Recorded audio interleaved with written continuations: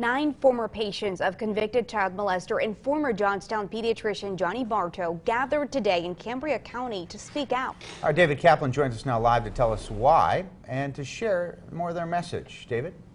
John, Amanda, these women say they want to show support for the 5 plaintiffs that filed a lawsuit against Barto and the establishments he worked at. It is a shame it has took us 20 years for our voices to be heard. Now it is time to make a statement. That's Ann Plummer. Ann and her sister Ashley Krenzowski say they were both assaulted by Dr. Barto when they were children.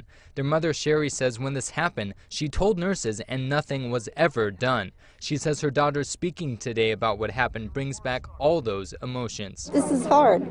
I mean, it just brings a lot back. And when somebody hurts your child, it hurts you. In March, Barto was convicted on 69 counts of endangering the welfare of children in different forms of assault. The lawsuit filed on Tuesday against Barto, Conemaugh Health Systems, and Laurel Pediatrics claims the hospital and clinic were aware of the sexual assault allegations and did not act. Attorney Andrew Dalton is representing the 5 plaintiffs in the current case against Barto.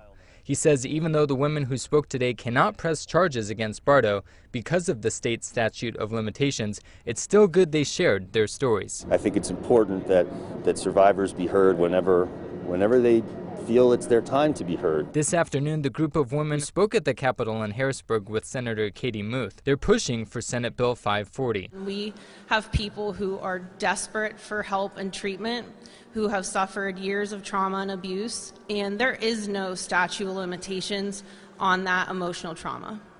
So we have an obligation, we have a responsibility as legislators to provide protections. The bill they're proposing would change the current state statute of limitations, allowing people to file charges against someone after the age of 30.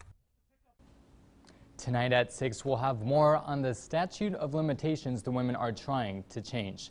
At the WTAJ studio, David Kaplan, WTAJ News.